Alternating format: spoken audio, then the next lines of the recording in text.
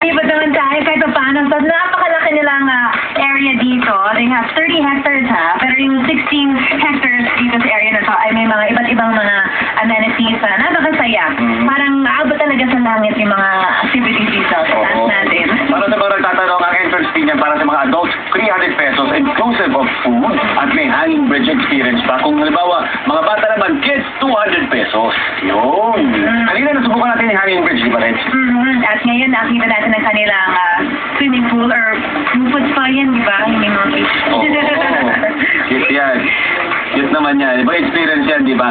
Tapos, alam nyo, ngayong darating na Holy Week, perfect yan dahil meron tayong chapel dito na maaaring mapuntahan, masubukan, kung saan maaari tayong magnilay-nilay. At syempre, yung zipline nila na pagkahaba-haba. Oo, 1.2 kilometers. Grabe naman. Abot daw sa highway. So pagbet mo na tanay, pag-uwi mo, katipunan ka na, no? Ayan, susubukan na natin mga kasama ang kanilang zipline. Ayan, ha? O sige, pagdating doon, tanghali na. Ayos, ha? Alright? Ang bilis, ha? Oo. Wow! Sinubukan din natin yung hanging bridge na bakit natin kanina, di ba? Masaya din yung hanging bridge kanina, di ba?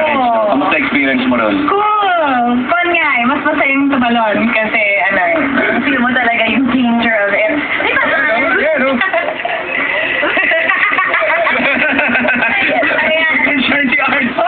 Okay. Ngayon, susubukan ka naman yung rock climbing. Okay, so ito na, subukan na ni Reggie yung rock climbing. So dito kami, pupunta kami sa gitna. Ayan. Arn, dyan ka muna, ha?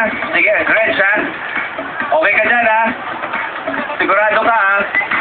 Alright.